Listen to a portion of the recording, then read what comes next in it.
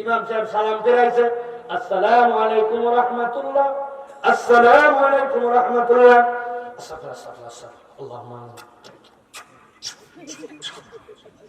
আসেন ভাই, কি বলছেন আপনি আল্লাহর কাছে? আস্তাগফিরুল্লাহ কি জিনিস? এর মানে কি? আস্তাগফিরুল্লাহ এইটুক পর্যন্ত শুদ্ধ করে বলে না, 3 বার 7 বার আস্তাগফিরুল্লাহ বলে, বলে কিনা? আপনি কেমনে আল্লাহর কাছে ক্ষমা চাইলেন? আমি অনেক উদাহরণ দেই, আজকে সময় সংক্ষেপ, শুধু 2টা জিনিস ছোট্ট করে বুঝাই। আপনার এলাকায় যদি কেউ চেয়ারম্যানের কাছে নিজের একটা বয়স্ক ভাতার সার্টিফিকেট লাগবে, ওইটার কাগজ করার জন্য চেয়ারম্যানের কাছে গেছে, যাওয়ার পরে চেয়ারম্যান বলছে আসেন কি বিষয় আপনার, ভালো করে খেয়াল করেন। ওই লোকের নাম ধরেন আব্দুল গফুর, আল্লাহ একটা বয়স্ক ভাতার জন্য একটা সার্টিফিকেট। উনি চেয়ারম্যানকে সালাম দিয়েছে, আসসালামু আলাইকুম চেয়ারম্যান সাহেব, আমার নাম আব্দুল গফুর, বয়স হয়েছে 70, আমার কিন্তু একটা বয়স্ক ভাতার সার্টিফিকেট লাগবে, দয়া করে দ্রুত ব্যবস্থা করে দেবেন। গেলাম।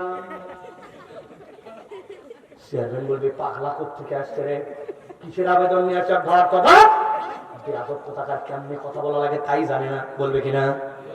ধরেন আপনার ছেলেটাকে থানায় ধরে নিয়ে গেছে ভুল করে, ওয়ারেন্ট নাই, আপনি থানার ওসির কাছে গেছেন আপনার ছেলেটাকে ছাড়ানোর জন্য। থানার ওসির আর কিসের খেতার পাওয়ার, কিন্তু তারপরে তো থানা ওসির হেফাজতে প্রথমে আছে। এখন আপনি যাই বলতেছেন আমার নাম আব্দুল গফুর, আমার বেটার নাম মনির হোসেন, সে কিন্তু ধরা খেয়েছে, তাকে কিন্তু দ্রুত বের করে দেবেন, বলে গেলাম আপনাকে আসসালামু আলাইকুম। ওর তো বেটা ধরছে, ধর বাপে কো আপাতত রাত্রের জন্য ধর, ঠিক না? সামান্য এক ওসির কাছে আপনি যদি হরমর করে বলেন, আদবের সাথে না বলেন, ওসি খেপে যায়, চেয়ারম্যান খেপে যায়, আর আমার সারা জীবনের গুনাহ আল্লাহর কাছে ক্ষমা করে নিব, আস্তাগফিরুল্লাহ আস্তাগফিরুল্লাহ আস্তাগফিরুল্লাহ, এর থেকে বড় বেয়াদবি আর আল্লাহর সাথে কিছু নাই। হিসাব মিলান, শুধু ঠিক বলেন না। কে আছেন এখানে বলতে পারবেন হুজুর আমার তো গুনাহ অনেক? আরে আমি যদি বলতে পারি কিনা, আল্লাহর কাছে এত অপরাধ, এত গুনাহ, একদিন আল্লাহর কাছে এমন ভাবে হাত তুলছিলাম, 15 মিনিট হাত নিচে নেমে যেতে চাই, আবার হাত তুলতে হয়। আল্লাহর কাছে এমন ভাবে সিজদায় গেছিলাম, এক সিজদা 5 মিনিট 7 মিনিট, চোখ মনে হয় বের হয়ে যাবে, 2 সিজদায় আধা ঘন্টা পার হয়ে গেছে। আল্লাহ তুমি যদি আমারে মাফ না করো, বিপদ, আমার যে কত গুনাহ, যেই গুনাহ দুনিয়ার কেউ জানে না, আমার মোবাইলের গুনাহ, আমার গোপন গুনাহ, আমার বাথরুমের গুনাহ, আমার একার ঘরের গুনাহ, আমার নফসের গুনাহ।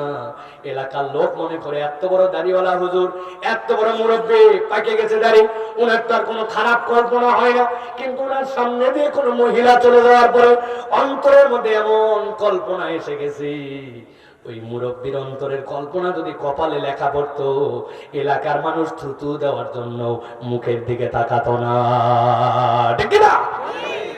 আল্লাহ ওই গুনার জন্য আমি তোমার কাছে ক্ষমা চাচ্ছি। আধা ঘন্টা সিজদায় ছিলেন, আল্লাহর কাছে 10 মিনিট ধরে আল্লাহর কাছে ইস্তেগফার করছিলাম, নাই নাই নাই।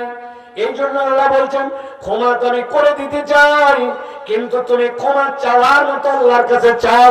আজকের থেকে শপথ করেন আল্লাহর কাছে বেয়াদবি করে ইস্তেগফার করব না, আল্লাহর কাছে একটু সময় নিয়ে কায় মানবাক্যে আল্লাহর কাছে ইস্তেগফার করব। রাজি? আল্লাহর কাছে চাওয়ার মতো চাইতে হবে, আল্লাহ তুমি আমাকে মাফ করে দাও। কত লোক আমাদের কাছে কন্ট্রাক্টর মনে করে আসে, 200 টাকা হাদিয়াও দেয়, হুজুর আমার বেটাটার জন্য দোয়া করবেন। হোসনে জন দেওয়া ভালো, দোয়া করলাম, কিন্তু আমার দোয়া কি হবে না হবে কেবল আল্লাহ জানে। কিন্তু আপনি কোনোদিন তাহাজ্জুদের সময় উঠে আপনার সন্তানের জন্য আধা ঘন্টা সিজদায় পড়ে গেছেন? আপনি কোনোদিন তাহাজ্জুদের নামাজে 2 ঘন্টা দাঁড়ায় থাকছেন, দাঁড়ায় আল্লাহর কাছে রুকুতে দোয়া করছেন, সিজদায় দোয়া করছেন, আল্লাহ আমার সন্তানকে মানুষ বানাও, আমার নাতিকে মানুষ বানাও, আল্লাহ আমার প্রজন্মকে মানুষ বানাও। আপনি আপনার সন্তানকে নিয়ে নিজেই চিন্তা নাই, হুজুরের 200 টাকা দিয়ে কি ভাও দোয়া আপনি করাই না। এই জন্য 2 নম্বরে আল্লাহর কাছে আপনাকে ইস্তেগফার করতে হবে, ক্ষমা চাইতে হবে। 3 নম্বরে আল্লাহ রাব্বুল আমিন বলতেছেন বান্দা যদি ক্ষমা পেতে চায় তাহলে তার 3 নম্বর আমল হচ্ছে তওবা। অনেকে আমরা মিলাই ফেলি ইস্তেগফার আর তওবার মধ্যে পার্থক্য কি? ইস্তেগফার মানে ক্ষমা চাওয়া, তওবা মানে মনে করছে ক্ষমা চাওয়া, না না না। আল্লাহ কোরআনুল কারীমের মধ্যে বলছেন ওয়া হুয়াল্লাযী ইয়াকবালুত তাওবাতা আন ইবাদিহি ওয়া ইয়াফু আনিস সাইয়্যাত ওয়া ইয়ালামু মা তাফআলুন। আল্লাহ বলছেন নবী আপনি জানায় রাখেন ওয়া হুয়াল্লাযী, তিনি তো সেই আল্লাহ, ইয়াকবালুত তাওবা, যিনি তওবা কবুল করেন, আমি ইবাদিহি, তার বান্দার পক্ষ থেকে, ওয়া ইয়াফু আনিস সাইয়্যাত, আর তিনি বান্দার গুনাহ খাতা maaf করে দেন। কোন পর্যন্ত গুনাহ maaf করেন? আল্লাহ বলতেছেন ওয়া ইয়ালামু মা তাফআলুন, বান্দা তোমার জীবনে তুমি যা করেছো সবগুলার খবর যিনি রাখেন তিনি কে? তিনি কে?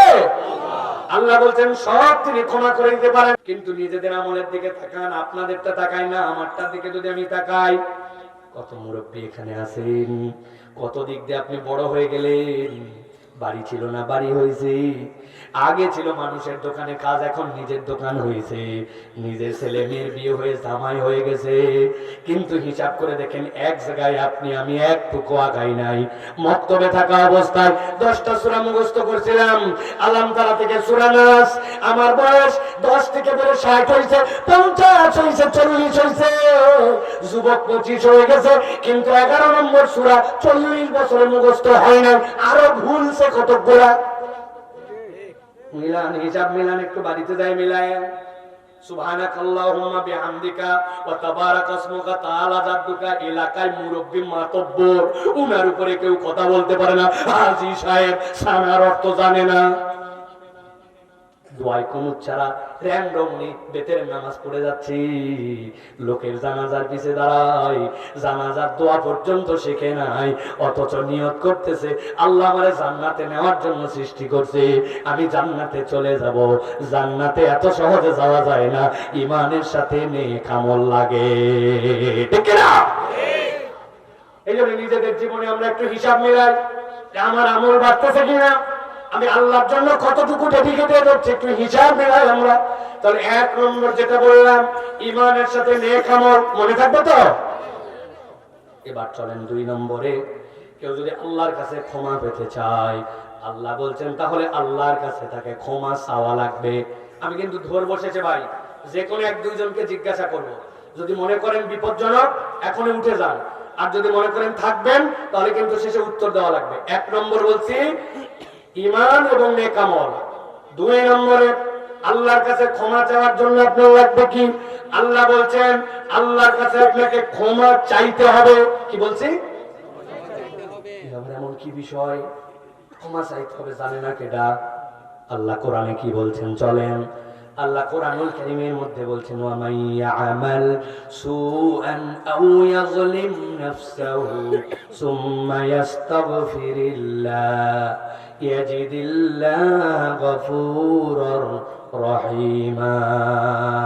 আল্লাহ বলছেন নবী জানায় রাখেন ওয়া মান ইয়ামাল সুআন, তোমাদের মধ্যে কেউ যদি কোনো ভুল করে ফেলে, আও ইয়াযলিম নাফসাহু, অথবা নফসের প্রতি জুলুম করে, সুম্মা ইয়াস্তাগফিরিল্লাহ, এরপর আল্লাহর কাছে ক্ষমা চায়, ইয়াজিদিল্লাহ গফুরুর রহিমা, সে আল্লাহর কাছে নিজেকে একজন ক্ষমাপ্রাপ্ত বান্দা হিসাবে পেয়ে যাবে। সুবহানাল্লাহ। আল্লাহর কাছে ক্ষমা চাওয়া লাগবে। এখন কথা হচ্ছে হুজুর আমরা তো ইস্তেগফার করি, কিন্তু আমি আমার ভাষায় বলি ভাই, এই জায়গাতে আমরা আল্লাহর কাছে এমন ধরা খেয়ে যাব, বিপদের বাজার হয়ে যাবে। কেননা আমরা যেভাবে ইস্তেগফার করি এটা স্বয়ং অনেক সময় বেয়াদবি।